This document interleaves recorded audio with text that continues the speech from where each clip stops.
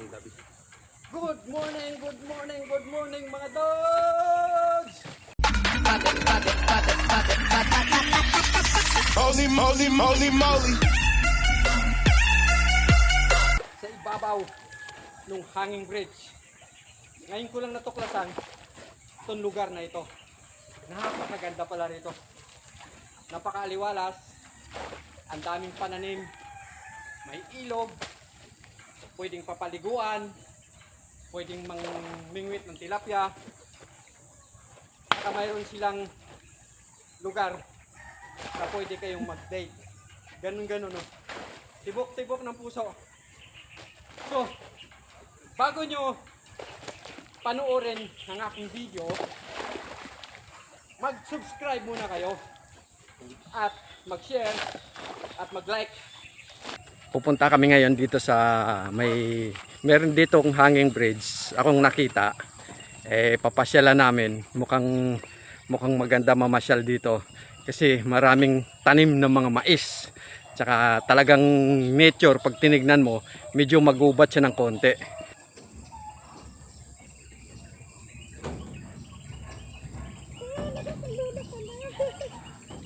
Mamasyal kami dito ngayon.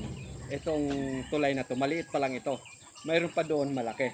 Kaya mamasyal kami habang walang ginagawa.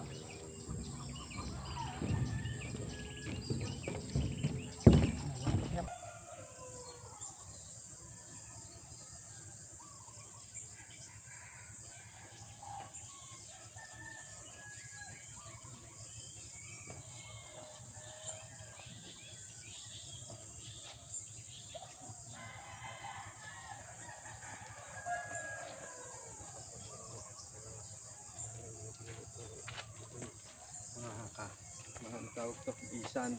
Ito mga sitaw ang dami.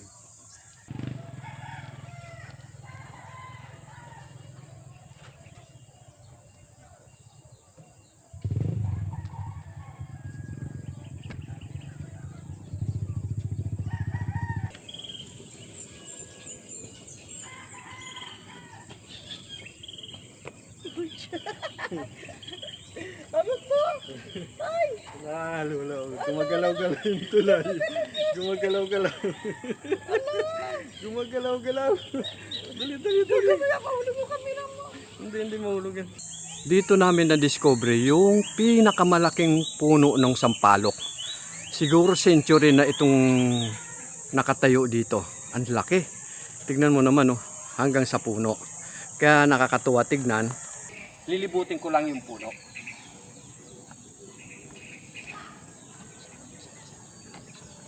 Hanggang dito, napakalaki ng puno ng sampalok. Napakaganda tignan ng puno ng sampalok.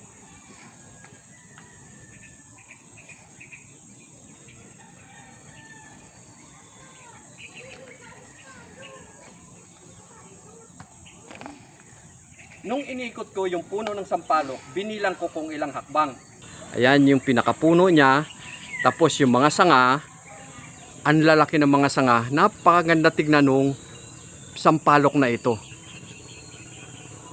Ang dami-daming bunga ng sampalok na to. Napaka sipag mamunga ng puno na ito. Napakaswerte ng mga tao na nakatira dito sa lugar na ito. Kasi punong-puno ng mga prutas at saka mga mais. Katulad niya, no? Mga puno ng mangga. Iikot ko sa inyo kung ano yung lugar na pinuntahan namin. Ang mga tanim nilang mga opo.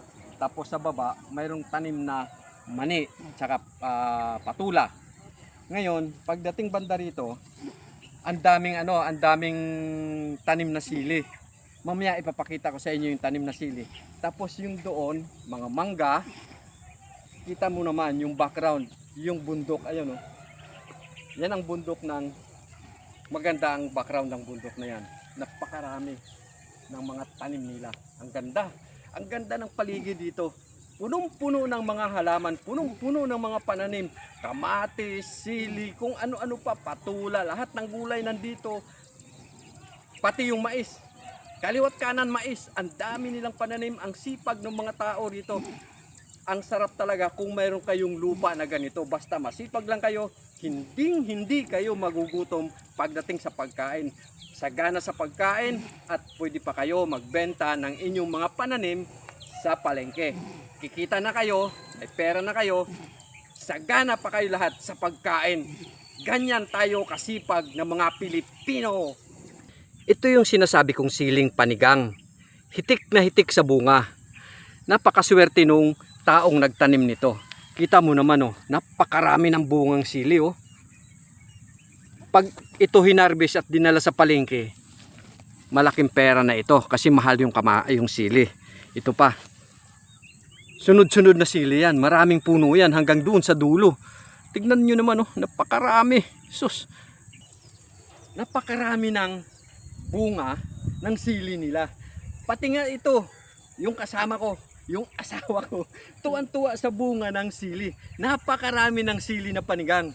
Ayan, nauhaw na siya, uminom na siya ng tubig kasi pag nakita niya ang sili, tuwan-tuwa siya, nakakatuwa. Kaya niyaya ko siya rito, sabi ko, para makita mo kung gaano kaganda yung mga sili na nandoon, yung mga pananim ng mga tao doon sa pupuntahan natin. First time naming makarating dito. Ang ganda ng lugar. Maraming tanim na halaman. Oh, ang sili oh, hitik sa bunga. Napakaswerte nung may-ari ng sili na ito. Hitik na hitik sa bunga. Siguro yung isang bunga pag hinarvest, ang isang puno ng sili, pag hinarvest mo, hindi bababa siguro sa 1 kilo ang bunga niya. Napakarami. Ang ganda ng lugar. Maga pa lang namasyal na kami mag-asawa. Nagpapainit.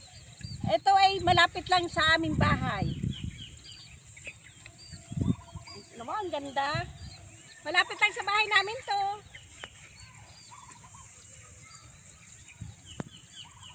Ang presko. Mahangin. Malawak. Napakatahimik. Ang daming pananim. Nakakatuwang kapaligiran. Ang gagawin ko, magdidilig ng sitaw kasi mainit. Ngayon, yung bundok na yan, yung nasa likuran ko, yan ang bundok ng Binangunan. Hanggang dito yan, pahaba yan. Tapos, yung background ko, Palayan at Maisan. Uumpisahan ko na ngayon yung pagtrabaho. Ang ganda. Ito yung sili na Ang dami. manghang. Oh, Ang daming bunga. ang daming bunga. Ang dami oh. Sarap gawing sausawan sa tinulang manok. Ito talagang maanghang. Yung maisa na nakikita nyo, dating tubuhan. Kuya, ikwento mo nga sa akin kung ano yung history ng lugar na ito. Ito po, ito mga 1950s, 60s, ito po yung mga taniman ng tubo. O, taniman ng tubo. Kaya Di ang lapad ng tubuhan na to. Oo. Kaya ito po, mayroong gilingan rito ng tubo. O, Hanggang mayroong, ngayon nakatayo pa. hanggang ngayon buhay pa yung gilingan ng tubo. Oo po. Pwede po namin mapuntahan, pwede po namin makita. Ayun po, ayun. Sige po. O sige, salamat kuya. Salamat sa impormasyon na binigay mo sa amin. Sige po. Nandito ako ngayon nakatayo sa kinikwento ni kuya, yung may-ari ng sitawan doon, na ito daw dati 1950s o 40s o 60s, gilingan daw po ito ng tubo dati. Kasi ang lugar na ito ay taniman ng tubo. Sa tingin ko, kapag ginigiling yung tubo, diyan lumalabas yung pinakakatas ng tubo. Tapos itong mga gear na yan, ayan, yan ang umiikot, yung gear na yan, para dito isusuksok yung tubo sa parang pinaka bilog na yan. 3 bilog yan, mayroon pang isa sa likod. Para iipitin yung tubo, tapos dun lumalabas yung katas. Ngayon ito yata ang gear para naman umikot yung nasa unahan na yon. Yan. Kita mo, solid na bakal. Siguro itong taas na ito, yan, yung taas na yan, diyan nakalagay yung tali para hahatakin ng baka or kalabaw. Yan. Yan ang ilalim ng hanging bridge.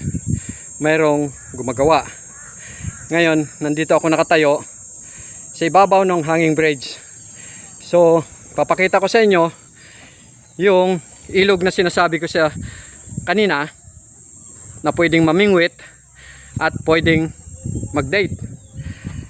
Ngayon, sa baba nitong hanging bridge, may mga gentleman na nagtatrabaho kasi lalagyan daw ito ng bato para hindi kainin ng baha pagdating ng tag-ulan.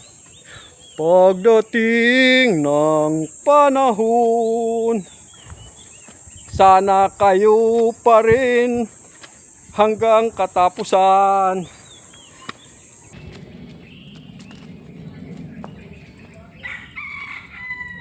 Magpapaalam na kami. Tapos na yung aking vlog ngayong araw. At mainit na, mahapdi na sa balat yung araw. Kaya uuwi na kami. Bye-bye.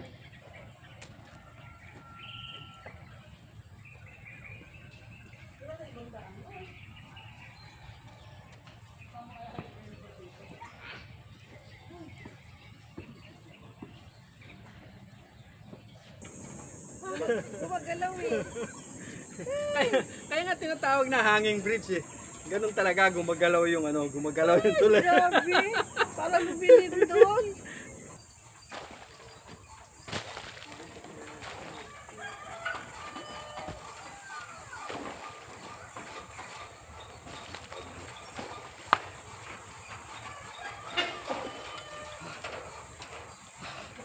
Ano lang to pang gabi.